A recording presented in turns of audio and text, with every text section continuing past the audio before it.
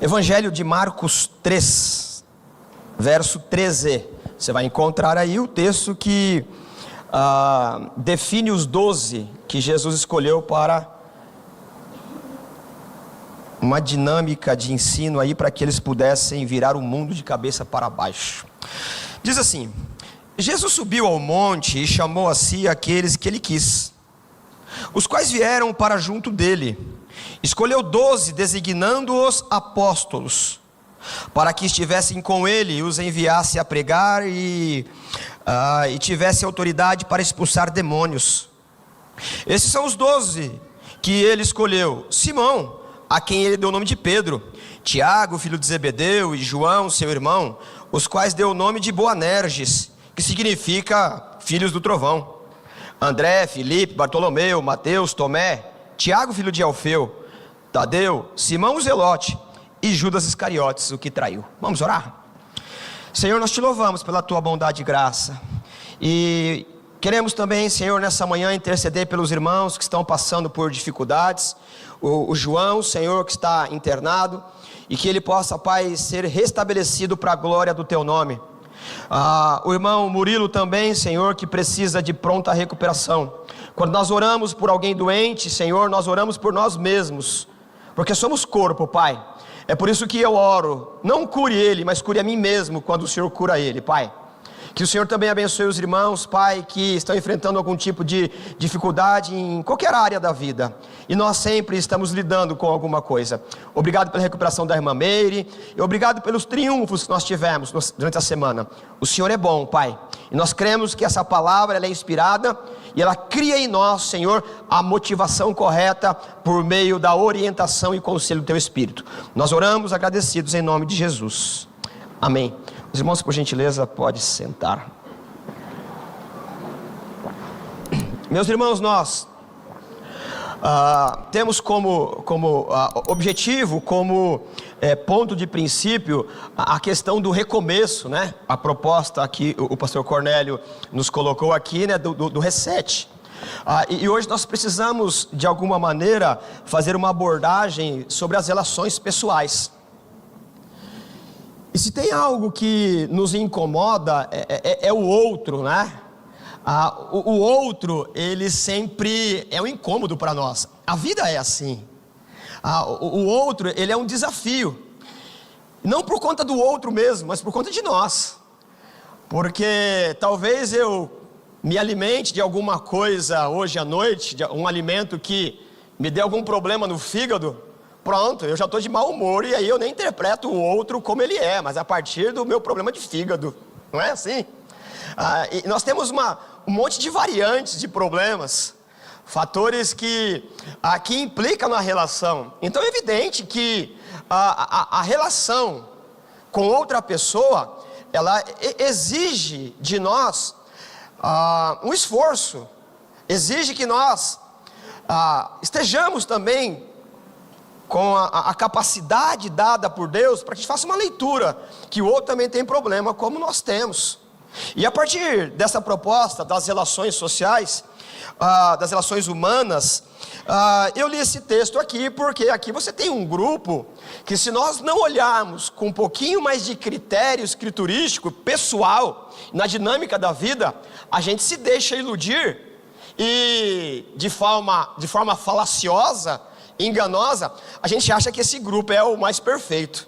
Mas quando a gente olha de perto, talvez a gente chegue à conclusão, talvez é muito modesto da minha parte, assim, eu não queria fazer parte desse grupo, não antes do Pentecoste, porque se tem um grupo difícil é esse daqui, tá? Para que a gente tome alguns exemplos aqui, primeiro a gente precisa fazer algumas considerações. O fato de ter passado para a história da arte, da arquitetura, quadros, afrescos, sobre os apóstolos, parece que eles são seres especiais, parece que foram pessoas, né, extraordinárias, pessoas de caráter ilibado, pessoas que não tiveram problemas, parece que nem gente era, né?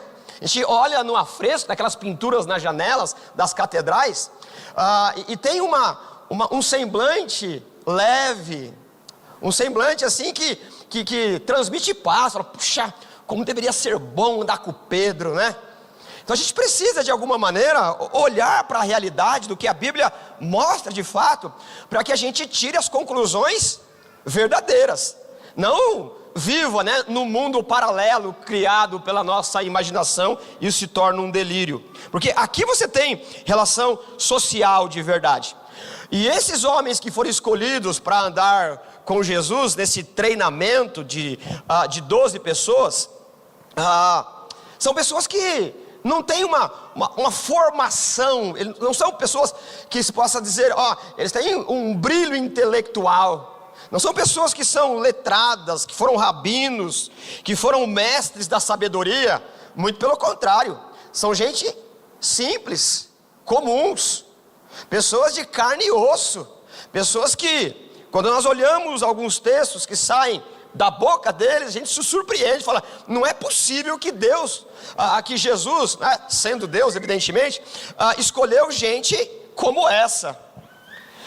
E um texto que eu acredito que pavimenta bem o caminho, e eu fiz questão de recortar e colar aqui para transmitir, é o texto de 1 Coríntios capítulo 1, verso 26, onde Paulo, iniciando, né, o seu argumento para a igreja de Corinto, ele diz assim: irmãos, pensem no que vocês eram quando foram chamados.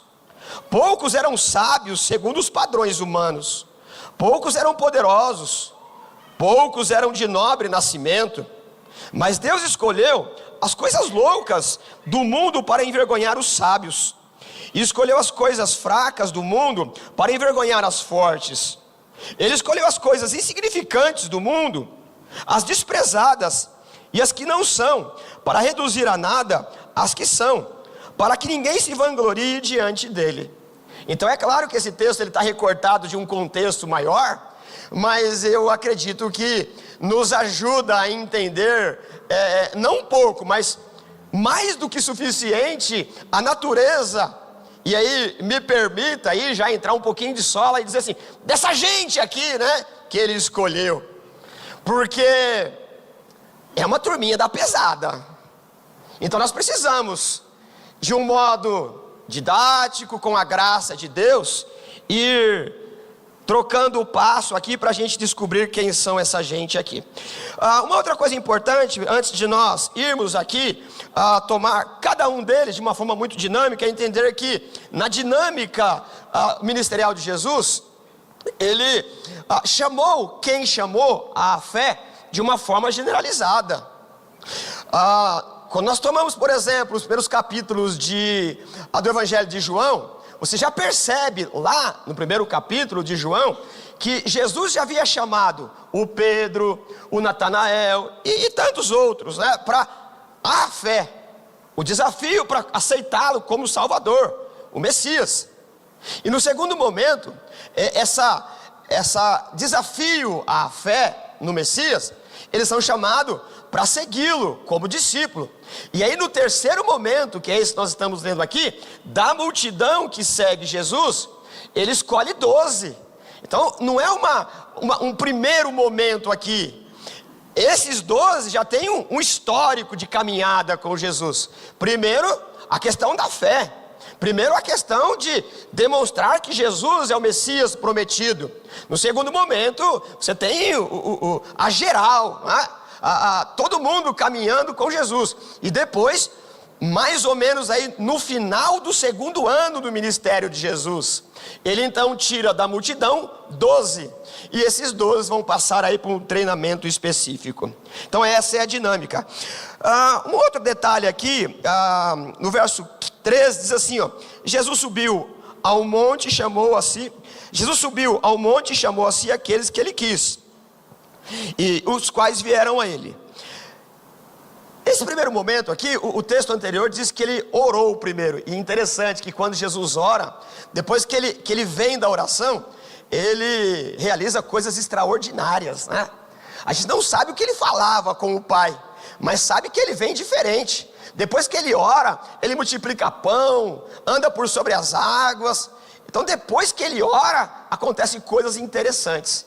E ele termina de orar, E aí ele escolhe essa turminha aqui. E terminando essa parte burocrática aqui, o texto diz que ele escolheu alguns para apóstolos.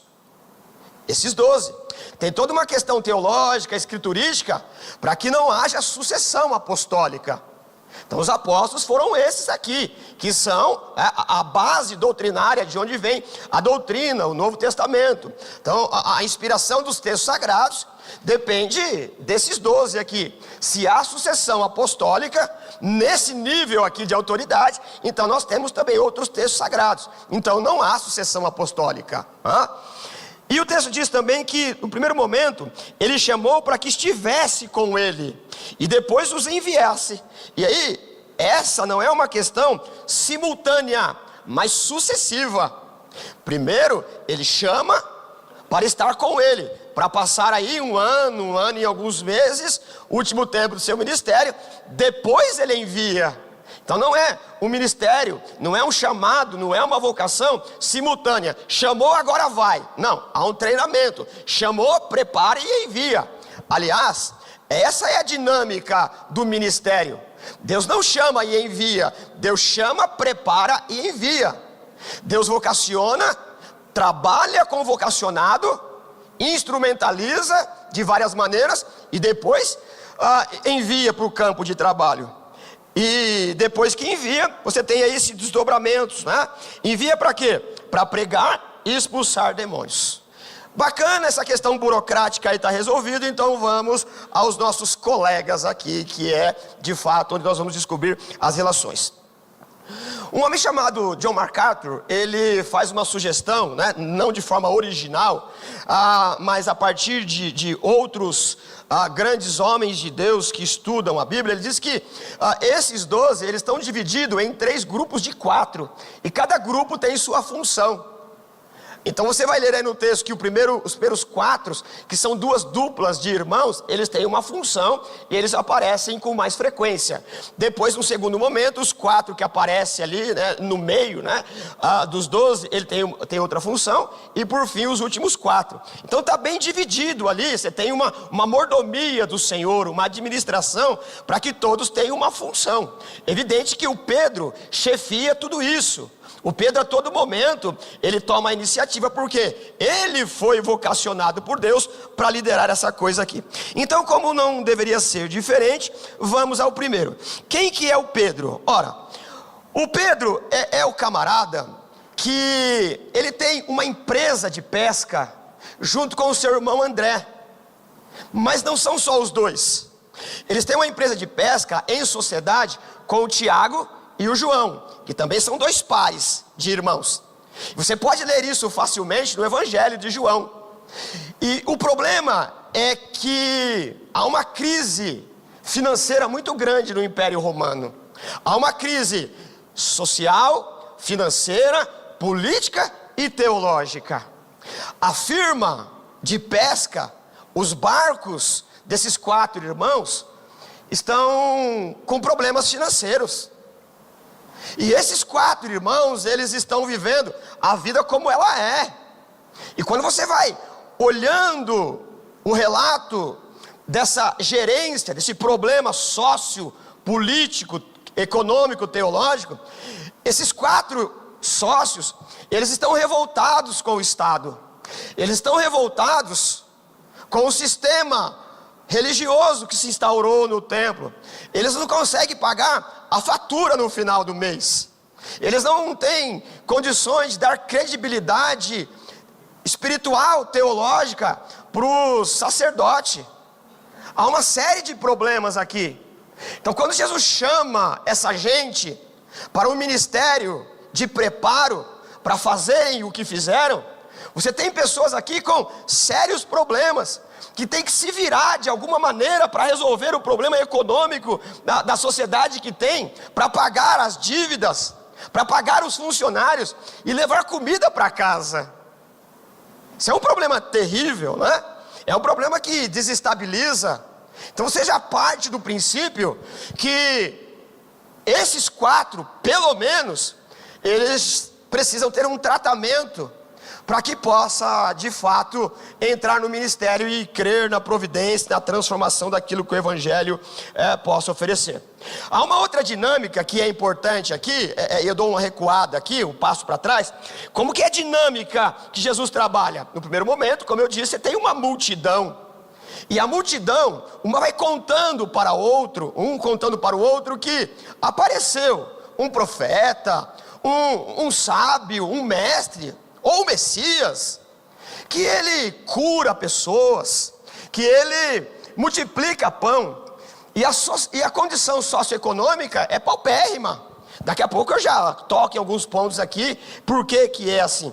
E um vai contando para o outro, e a gente sabe que quando o Estado falha, as pessoas correm à busca do religioso. Quando o Estado, ele não dá condição de nós trabalharmos, as pessoas apelam para o espiritual. É por isso que muitas campanhas abarrotam de gente, porque a condição econômica está ruim, então as pessoas falam, eu vou dar um tiro em qualquer lugar. O que tem aí? Tem campanha disso, campanha daquilo, então eu vou lá para quê? Porque de alguma maneira eu tenho que resolver. Não estou dizendo que é ruim ou bom, não é uma análise crítica por enquanto. Isso cabe em outro momento. Mas você sabe que alguns nichos de igreja dão certo em área que há muita pobreza. Porque quando você oferece cura, prosperidade, as pessoas precisam. Implanta o mesmo estilo de igreja num lugar próspero da Europa. Não dá certo. Porque a condição financeira é outra. Então é evidente, se uma coisa dá certo num lugar e não dá em outra, não é evangelho, é religiosidade. Porque o evangelho, ele cabe em qualquer lugar, porque o rico e o pobre, aquele que tem uma condição financeira boa ou ruim, ele é pecador. Então a apelação, a pregação do evangelho não é como está a sua situação econômica, é que você tem um problema, você é pecador e precisa crer em Jesus para que você tenha o problema resolvido. Então você sabe que um problema de crise econômica, as pessoas apelam para qualquer coisa. Visita um doente em fase terminal, ele aceita o doente, aceita um passe de qualquer religião, aceita uma oração, porque no desespero vale tudo. Não é assim? Vou apelar para o que dá certo. E você tem essa característica aqui, nesses quatro. Eles precisam resolver a situação de algum jeito. Mas Jesus então vai andar com essa turma aqui. Assim, da multidão, a multidão, o que Jesus vai dizer? Ele multiplica o pão. E Jesus vai dizer assim, ó, eu sei que vocês vêm após mim, não é porque vocês acreditam em quem eu sou. Vocês vêm após mim para comer o pão que eu multiplico. Não está escrito lá? Irmãos, é muito desconfortável saber que você, em tese, segue alguém, não porque você gosta de estar com a pessoa, mas por interesse. É muito desconfortável saber que você está atrás de alguém, não pela pessoa, mas porque ele pode multiplicar pão. E Jesus, ele lida bem com essa questão. Vocês vêm não por aquilo que eu ensino, mas vocês estão com fome, tem dinheiro para comprar pão, e eu multiplico o pão, então vocês vão contando um para o outro aí. Não tem saneamento básico, então a questão de doença, ela prolifera. Vocês vêm porque eu sei curar. É muito desconfortável, como eu disse, você seguir alguém por aquilo que ela pode oferecer. E Jesus então, quando ele multiplica pão, ele não para ali, né? A coisa não fica ali. Você continua lendo o texto e vai dizer assim, ó, o pão que vocês comeram, o efeito dele vai passar. Mas se vocês comerem do pão da vida, vocês não terão fome. Então não é um milagre que nos interessa, o milagre é uma ponte para dizer, eu multipliquei o pão, mas eu sou o pão da vida. Ele cura o cego, e nós ficamos abismados com o espetáculo de um cego ver a luz do dia. Mas Jesus não está muito interessado com essa questão. Você continua lendo o texto, ele diz, eu sou a luz do mundo. Ele ressuscita o Lázaro, e depois ele diz, eu sou a ressurreição e a vida. Portanto, o milagre não está posto como finalidade, mas um fim didático para mostrar que ele é o Messias prometido por Deus. E essa dinâmica, ela vale para tudo na vida, inclusive para nós. E aí nós temos então Jesus lidando bem com a multidão que é interesseira. E se fosse eu e você, talvez nós não saberíamos lidar com essa questão, porque andar com gente interesseira é demais, gente. É ruim demais. Como é angustiante saber que as pessoas faz de você um instrumento, um meio para alguma coisa. É desconfortável, é desumano. E aí você sabe que Jesus, da multidão, escolhe 70. A gente fala, bom, 70 é melhor de gerenciar. E ele separa de 2 em 2 e diz assim, ó, agora vocês vá para o valado, para os becos, e faça o serviço aí. Quando eles voltam, Jesus, a gente agora sabe fazer o que o Senhor faz. A gente expulsa demônio, a gente fala e eles vão embora. É nós. Poder subiu a cabeça, né? Fala, vocês não entenderam nada, cara. Então ficar com gente que se ufana pelo poder é muito desconfortável.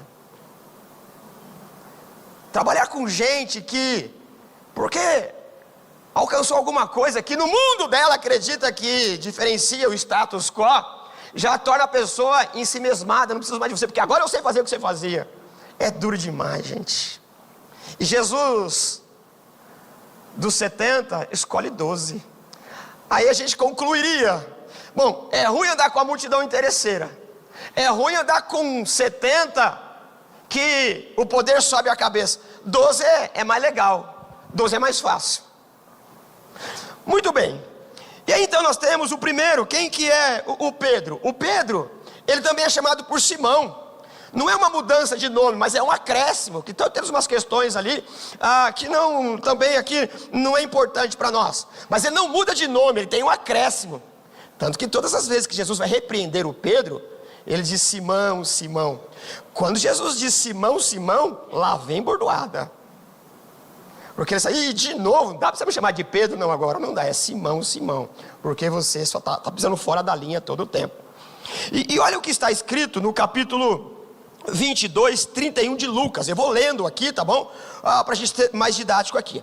Já está no fim do ministério de Jesus, já ocorreu a crucificação. Já esperaria que o Simão como líder já teria uma maturidade. Olha só, Simão, Simão, Satanás pediu vocês para peneirá-los como trigo, mas eu orei por você, para que a tua fé não desfaleça, e quando você se converter, fortalecer os irmãos. Então Simão, você não está pronto ainda, cara, você não se converteu ainda.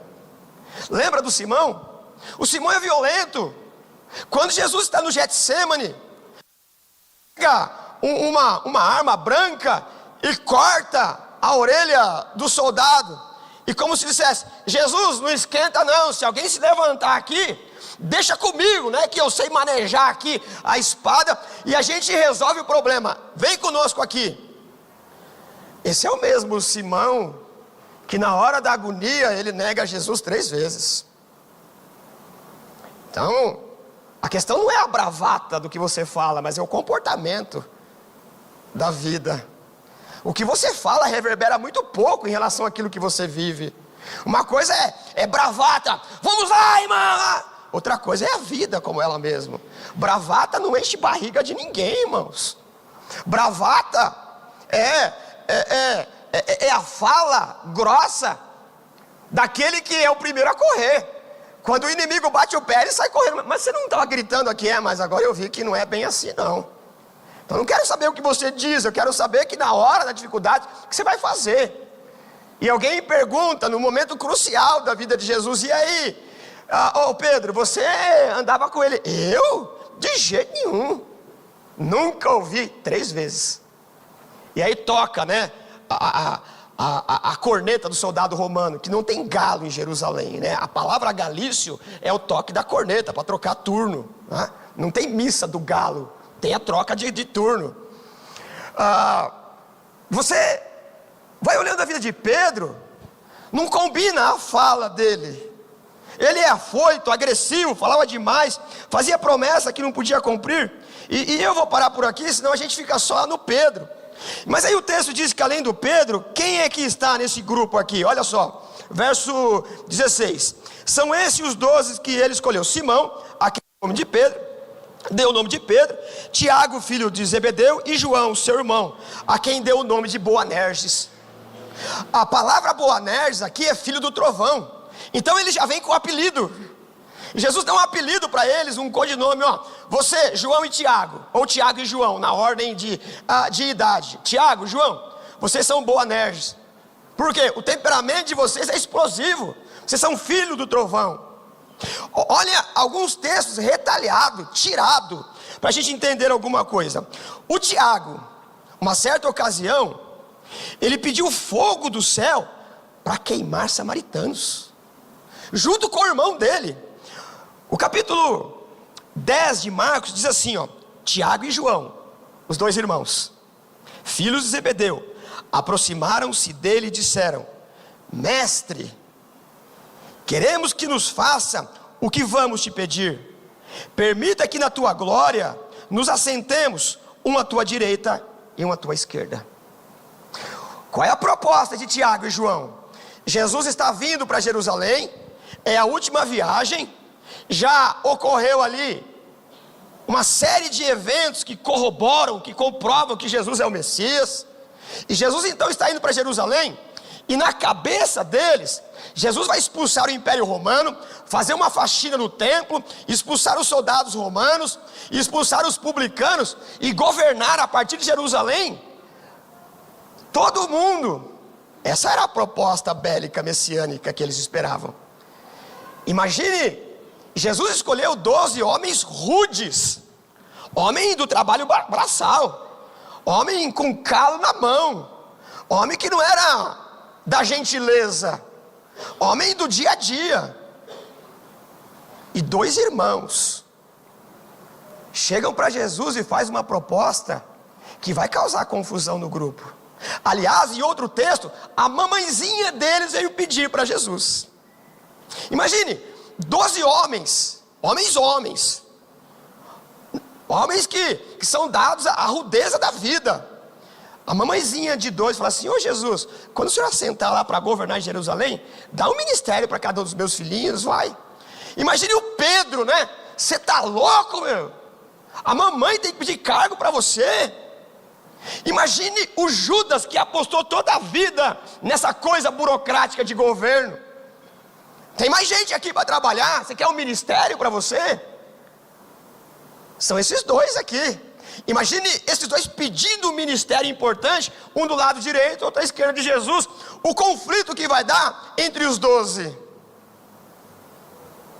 Em outra ocasião, o texto vai nos informar que o João, que também é Boanerges, olha o que ele diz: mestre. E quando a gente lê a palavra mestre, a gente procura ter um tom de piedade, né? Mestre. Mas não é bem assim. Isso aqui é um tom de demagogia, de bajulação. Mestre. No tom de voz você já descobre a intenção do sujeito. É assim ou não é? Não é um tom da piedade. Mestre. Olha a proposta do João: vimos um homem expulsando demônios, em teu nome eles expulsavam, nós procuramos impedi-lo, porque ele não é um dos nossos. Esse é o João, que depois é chamado o amigo mais íntimo de Jesus, o apóstolo do amor. Olha o que ele está dizendo: apareceu um grupo ali que expulsava demônio igual a gente, igual o Senhor faz e ensinou a gente a fazer. Mas quando eu vi o João falando, ele expulsando demônios, eu dei ordem na hora: para com isso, porque quem pode expulsar somos nós. Jesus, você não entendeu nada, cara. Você não entendeu. É exatamente essa proposta. Deixa ele trabalhar quieto. É igual o Saul, né? O Saul chama o Davi para trabalhar com ele, depois quer matar o Saul de inveja. Obnubilado, doido, maluco, ensimesmado. Não entende, não tem segurança emocional. As mulheres cantam uma musiquinha e ele fica chateado. Se uma musiquinha te desestabiliza, você precisa, no trono da graça, sarar suas emoções. Nós somos assim. E o João não admite que haja um outro grupo. O mesmo João, ele vai dizer assim: O povo de Samaria, uma narrativa, né, lá em Lucas, o povo de Samaria não receberam, porque eles estavam indo para Jerusalém e passavam por Samaria. Não receberam porque iam para Jerusalém. Então, tinha aquele problema que veio lá desde de reis, né, a divisão do reino. E eles não podiam passar por Samaria porque havia um conflito. Sabe quando você não pode passar pelo quintal do vizinho? Agora a coisa se reconfigurou, né? Mas você mora no sítio, no interior, você cortava o caminho pela casa do vizinho, mas brigou, não pode mais, tem que dar a volta. Mais ou menos isso. E eles estavam vindo e Jesus estava quebrando esse problema, né? Tanto que falou com a samaritana num dado momento. E quando eles estão passando, os samaritanos, eles dizem assim, ó: não vamos te acolher aqui porque vocês parece que vão para Jerusalém. Sabe o que o João disse? O povo de Samaria não os receberam. Tiago e João foram perguntar para Jesus: Senhor, quer que a gente ore aqui para cair fogo do céu e queima essa gente aí? Foram pedir: Jesus, se o Senhor quiser, a gente acaba com essa gente aí, ó. É só o Senhor falar que a gente ora, cai fogo do céu e queima essa gente que não vale nada. São os apóstolos. O que ele estava propondo? Quem que orou e caiu fogo do céu? Elias. Ele está dizendo assim, ó: Jesus, nós é o Elias aí no seu reino, não? Sabe a sutileza? Não é fácil lidar com essa gente. Se fosse você que tivesse escolhido os 12, você passava no DP, pedia a conta e ia embora. Porque é gente como a gente ruim. Gente que tem problema emocional, gente que está passando por conflito financeiro, gente que não está sabendo lidar com os conflitos humanos. E depois você tem o André. O André também é do primeiro grupo de 4. Então você tem lá o André e o Pedro, o Tiago e o João, 2 irmãos. Imagine a sua empresa quebrando, porque tem uma série de impostos que eu já vou falar sobre ele aqui. Então esses camaradas, eles estão em busca de resolver o seu problema. E em uma ocasião, eu já tratei disso aqui em Lucas 5. Jesus promove a pesca milagrosa. O Pedro, ele paga as suas dívidas, fala assim: agora que está resolvido, então vem e me segue. Escolhe Deus ou Mamon. Os irmãos vão recordar disso.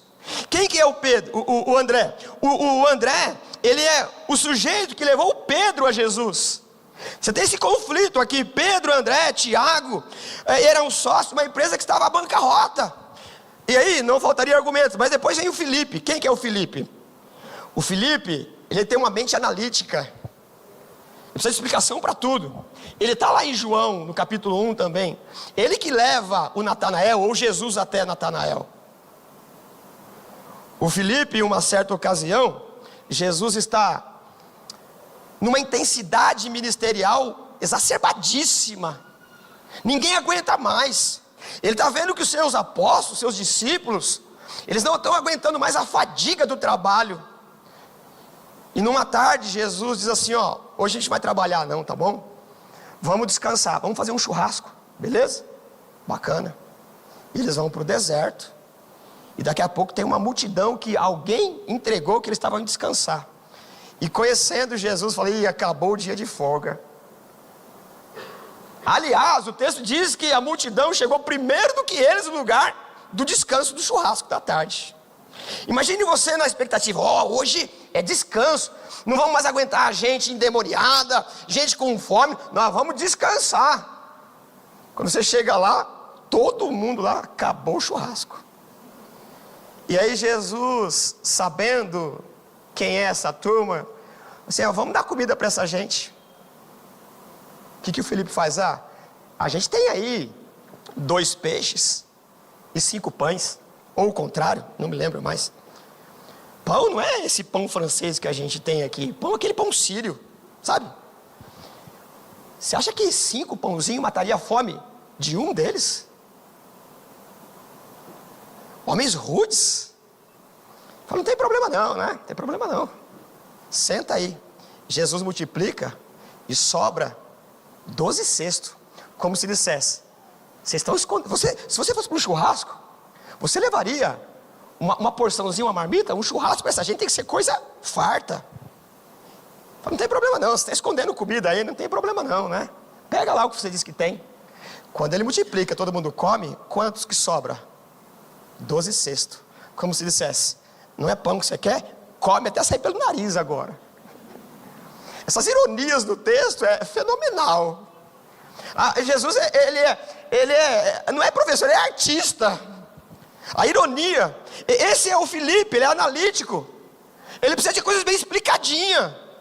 Ô Felipe, na vida tem coisa que não dá para ser analítico, tem que ser prático, cara. Quando Jesus está indo para a cruz, ele vai dizer assim: ô Jesus, você está explicando aí, eu vou para o Pai, essa coisa toda, tá. Mas onde é o caminho para a gente ir junto com o Senhor? Fala: ô Felipe, tanto tempo com a gente, você não entendeu nada ainda, cara. Ser professor é bom, mas tem aluno, meu Deus do céu, de novo, cara. O beabá de novo. Esse é o Felipe. E depois tem o Bartolomeu, que aparece aí. Esse Bartolomeu aí, ele é o mesmo Natanael. Parece que o nome é diferente. Esse Natanael, ele ficava debaixo da figueira, lendo para descobrir, lendo os profetas, para saber onde nasceria o Messias. Porque essa era uma praxe. Lembra o Salmo 127, né? 127, 128, que diz que o homem que tem uma árvore, uma figueira, que tem a mulher, os filhos em volta da mesa, é bem-aventurado. Por que uma árvore? Para ele poder descansar e estudar a lei, ficar procurando, onde será que o Messias vai vir? O Natanael, ele tem uma época do dia, uma parte do dia que ele fica procurando. Deixa eu ver se Isaías identifica, eu quero descobrir esse Messias. E quando alguém diz que encontrou o Messias para o Natanael, ele de forma jocosa assim: Nazaré, vem coisa boa de lá não. É esse tipo de gente que Jesus vai conviver. Faz aí a sua análise. Pode vir alguma coisa boa de Nazaré? Esse judeuzinho que você está falando que é o Messias, não é não. Não pode vir nada de bom. E aí Jesus vai até ele e diz: ô Natanael, eu te vi debaixo da figueira. O que você está dizendo? Você está me procurando, né? Pelos textos. Eu te achei primeiro, cara. Vem cá que você vai ser treinado por mim. Foi Jesus que achou ele. Depois nós temos o Mateus. Quem que é o Mateus? Homem público, cobrador de imposto, judeu. Quem que é o cobrador de imposto? Havia um ditado popular, mais ou menos assim: alguém perguntaria: qual é o bicho mais asqueroso que existe? As pessoas respondiam: no deserto, o leão e o urso, e na cidade, o parasita e o publicano. Parasita, a palavra parasitas, é aquele que anda do lado da comida. Ele não produz nada, ele só suga. Parasitas, para, ao lado de citas, alguma ideia de alimento, de comida. Essa era a fama do Mateus. Quem que é o Mateus? Ele é nativo, que conseguiu, por algum meio que não sabemos, ser fiscal do povo dele, para pegar o dinheiro do povo e levar para Roma. O Mateus, ele é considerado o traidor, o asqueroso, o coletor de imposto, o colaboracionista. Ele não está interessado no salário do judeu, ele está interessado em quanto imposto ele pode cobrar para entregar para Roma. Imagine a relação do Pedro, do João, do André e do Tiago, num grupo que tem um coletor de impostos. Deixa ele, primeira oportunidade a gente desconta tudo. Imagine se você estivesse na ocasião em que Jesus está escolhendo os 12, hipoteticamente. Eu diria o seguinte: imagine eu do lado de Jesus. Jesus, vem cá Pedro, Tiago, João, André, Bartolomeu, esse, aquele, Mateus. Eu cutucaria e falaria assim: esse não, Jesus, vai dar problema. Não pode conviver alguém que tem uma empresa, está falido por conta do imposto. Se eu chamar um publicano, vai dar ruim. Não tem como administrar essa relação social. É a mesma coisa, desculpem aí os que não são dados as questões das desportividades, é colocar um corintiano no dia de clássico na torcida do Palmeiras. Vai dar ruim, meu Deus do céu. É isso que está acontecendo. O Mateus, ele é a pessoa que é odiada. O Pedro odeia esse cara. O João não quer ver um publicano, porque é o publicano que toma o dinheiro. Aliás, não é que cobra o justo. Se você ler o capítulo 2 de Lucas, o texto vai dizer que os publicanos e os soldados aumentavam o imposto. Isso se chama propina. Então imagine que Roma faz o censo e estabelece, per capita, por cabeça, vamos cobrar aqui R$100 mensais, que é o imposto que você deve a Roma. E aí o publicano e o soldado romano dizem assim, quando você vai pagar na banca lá, é R$200. Aí você reclama, não, Roma disse que é 100. Você vai reclamar para quem? Olha o lado, do lado do Mateus, quem que está? Os brutamontes lá. Você acha que você não vai pagar? Está escrito lá no capítulo 3 de Lucas. O que João Batista vai dizer? Quando os soldados vêm para ser batizados. Assim, para ser batizado, se contente com o seu salário. Pare de cobrar propina. Está lá. Esse é o Mateus que Jesus escolhe. Vai dar errado isso aqui, meu Deus do céu. Não tem como. E aí, depois vem quem? O Tomé. Pelo menos eu acho ele honesto. Que quando ele fala, eu não acredito, eu preciso ver essa coisa aqui. Mas não é só isso. Ainda no capítulo 14, que eu já citei aqui a questão do Filipe, Jesus diz o quê? Não se turbe o vosso coração, credes em Deus, crede também em mim, na casa de meu pai há muitas moradas. Se não tivesse, eu teria dito para vocês, vou preparar lugar. E o Tomé ergue a mão, opa, para onde você vai, Jesus? Jesus já havia explicado que ele ia morrer, preparar lugar. Jesus não foi mobiliar as mansões. Preparar lugar era o último ato do drama da cruz. Eu vou morrer, mas não se preocupa, eu volto. O que é voltar? Eu venço a morte e te dou a vida eterna. E Jesus, ele repreende o Tomé. Tomé, eu já expliquei. Aliás, eu estou explicando isso a todo tempo. Eu vou morrer na cruz, mas depois eu venço a morte. Mas não entendi. Toda hora. Essa é a convivência. Depois do Tomé, tem aí o Tiago, que ele é chamado de Tiago o menor. A palavra para menor é micros, o pequenininho. É o Tiaguinho. Imagine o Tiaguinho no meio de brutamontes, meu Deus do céu.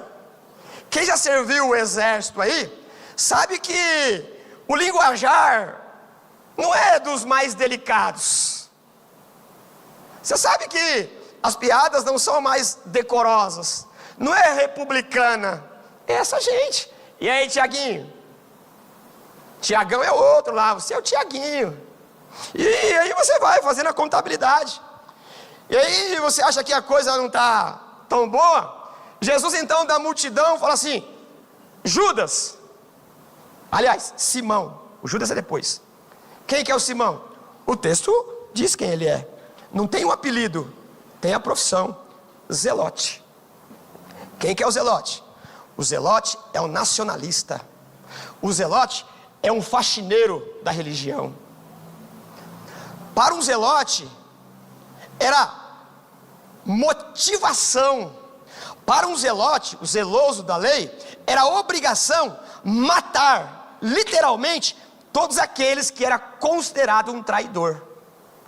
Para um Zelote, quem deveria governar Israel, Jerusalém, é Deus, ninguém mais. Fora Deus, todos devem morrer. O Zelote, ele andava com uma faquinha aqui, E nos aglomerados da festa, quando ele cismava que alguém não estava respeitando a lei ou desonrando Deus, ele adorava matar publicano. Imagine um Zelote no grupo de Jesus, junto com o Mateus. Sua hora vai chegar. Só gente boa. O Zelote era um movimento político e religioso violento, inimigo declarado dos publicanos. Assim, é óbvio, né? Só um exercício de imaginação. Jesus chamando, Pedro, Tiago, Mateus.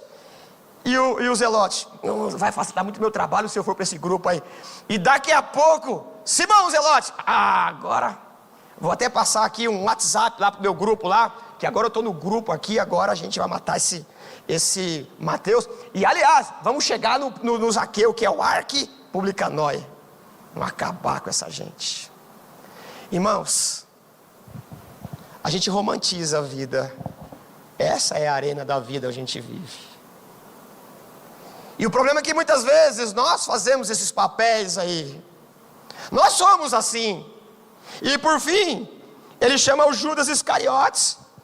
Quem que é o Judas? O Judas apostou todas as suas fichas no reino político. E quando ele vê que não vai dar certo, ele vende por qualquer moeda, como se dissesse: eu não saio de mãos vazias nessa não, eu quero alguma coisa. Essa é a relação social. E aí, irmãos, para falarmos de relação social, a partir desse grupo que Jesus escolheu, nós precisamos, para caminhar para o final aqui, concluir que cada um de nós tem uma visão de mundo. Cada um de nós tem um ideal de vida. E cada um de nós recebeu como herança de Adão a natureza pecaminosa. E nós instintivamente disputamos com o outro. E nós, em nome de Deus, como um zelote, ou em nome da fatura que a gente não pode pagar, a gente procede segundo os ditames morais que nós estabelecemos.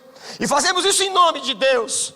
E justificamos o que fazemos como se fosse a coisa mais certa do mundo.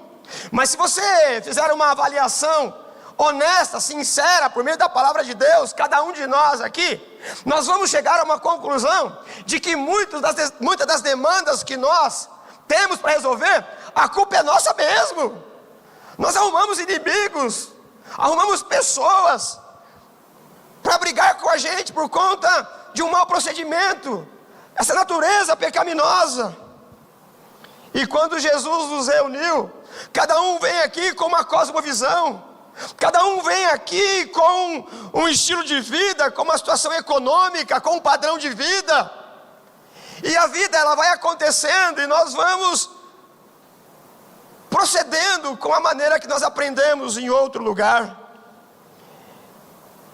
É claro que aquele grupo não era homogêneo e não tinha condições nenhuma de ser.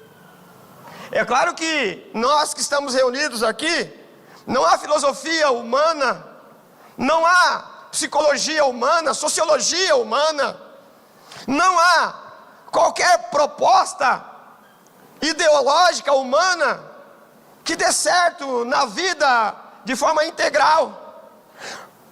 Por que em alguns ideais ele é muito legal quando você lê o livro, quando você vê a proposta, isso bacana, justiça para todo mundo, essa é a política ideal. Quando você tira do texto, tira do livro e coloca na vida, não dá certo em lugar nenhum. Por quê?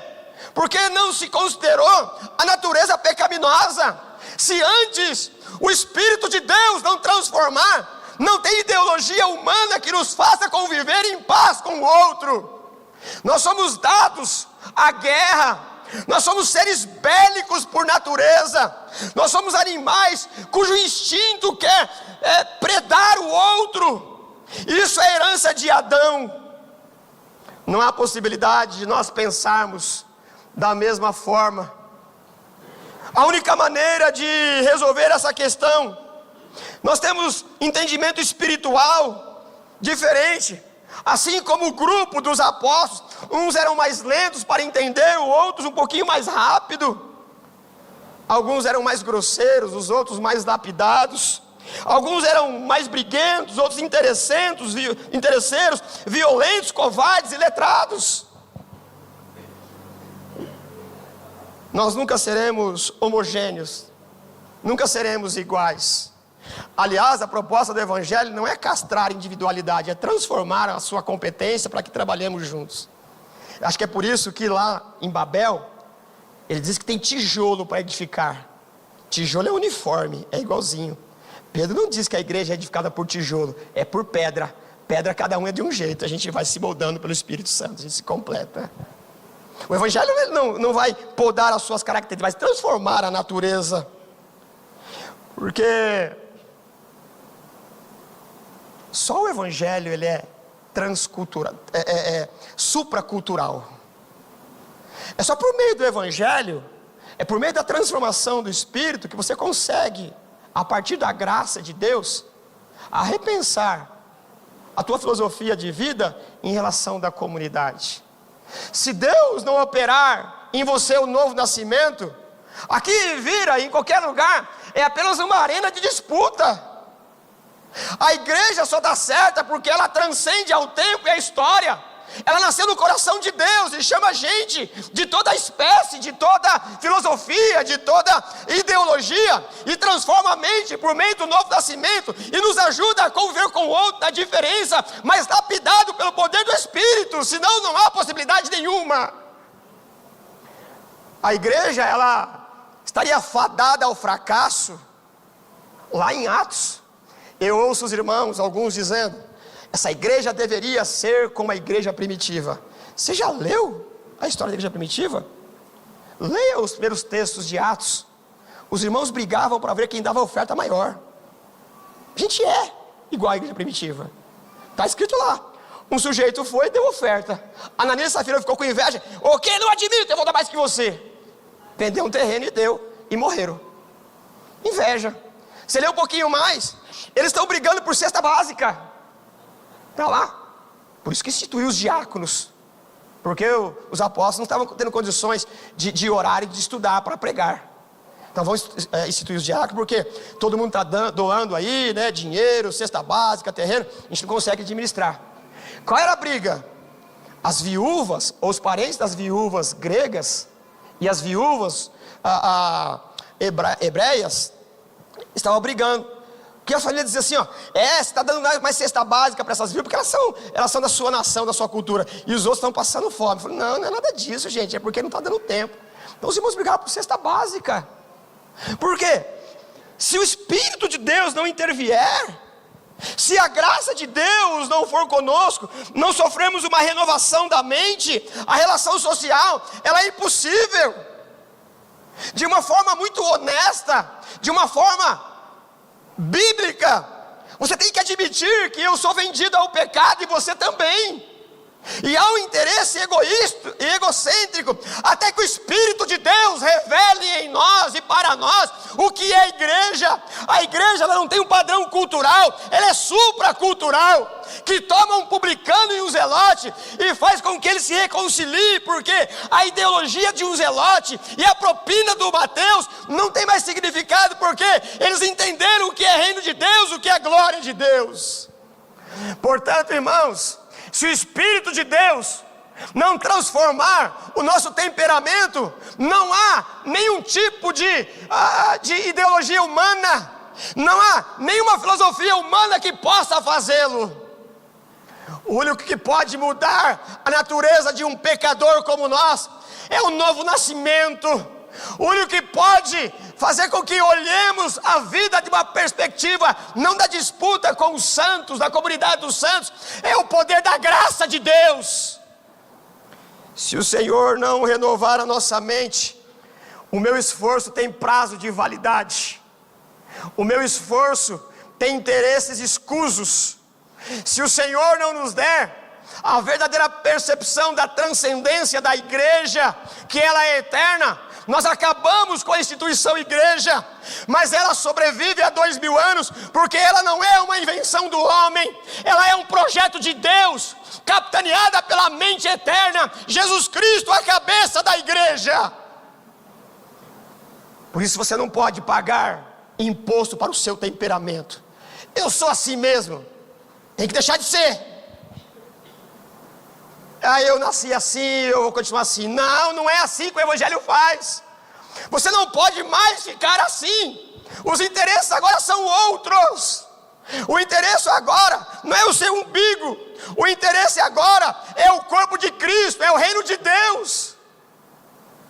E não existe escola, não existe tratamento de choque, não existe coaching, não existe nenhum tipo de discurso motivacional que possa fazer você mudar de fato e de verdade os seus olhos para o reino de Deus. Mas a igreja de Jesus tem o Espírito de Deus, que transforma Mateus em interesseiro, que transforma o zelote em guerrilheiro. O Espírito de Deus que transforma Pedro, Tiago e João, que estão interessados em resolver a sua questão econômica. no homem em que, depois de negar Jesus, depois do evento do Pentecoste, ele se levanta e prega, e 3.000 pessoas se convertem. O Espírito de Deus, ele transforma, e ele conduz o nosso pensamento ao ponto de transformar os 2 Boanerges, filhos do trovão, e um deles morrer por conta da causa de Cristo, ser decapitado por Herodes, e o outro ser chamado discípulo do amor. Não há planejamento humano, não há faculdade humana, humanista, não há um curso que mude a tua natureza. A nossa natureza, ela está enferma pelo pecado, mas tem uma voz da graça, mas tem um hálito eterno que invade o corpo, a alma, a mente, a vontade, o intelecto do pecador e o transforma para a glória do Senhor e muda a natureza. Jesus transformou os que escolheu. Eu e você apontaríamos o dedo para ele em riste e diria: Senhor, não faça uma bobagem dessa, não coloque no mesmo grupo os 4 irmãos falidos junto com um publicano e um zelote. A mesma coisa alguém diria de mim: esse não serve. A mesma coisa eu diria de você: você não serve para fazer parte da nossa comunidade. Mas o bom é que o Senhor não olha como nós olhamos, Ele não olha a tua natureza, Ele toma a tua natureza e a transforma para a glória do Senhor.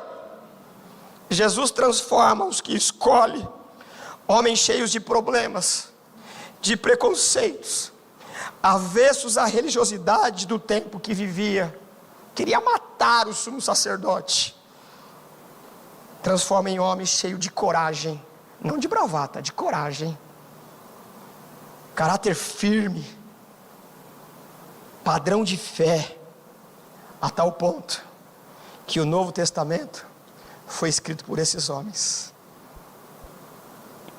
Isso é a transformação do Espírito de Deus. Deus lhes deu oportunidade, instruiu com paciência, enviou em missões especiais, corrigiu com amor, e quando o Espírito veio, foram homens cheios de coragem, de fé, de honestidade e de têmpera eterna. Deus muda Mateus, Deus muda João, Deus muda Hélio, Deus muda Pedro, Deus muda Maria. O que nós precisamos é olhar para a cruz e se arrepender dos nossos pecados. O que nós precisamos é não pagar imposto para o temperamento. O seu temperamento é uma herança que tem que ser crucificada, é obra da carne. O seu temperamento só vai ser bom quando ele foi transformado pelo Deus Espírito Santo. Eram homens péssimos nas relações interpessoais, até que foram transformados pelo poder do Evangelho. Só o Evangelho pode fazer isso. Vamos orar. Te louvamos, Pai. Te louvamos com alegria indizível. Te louvamos, Senhor, com alegria. Cada um de nós tem uma história particular. Cada um de nós talvez tenha se aproximado do Senhor com algum interesse financeiro, social, político, eclesiástico. Mas o Senhor se mostrou.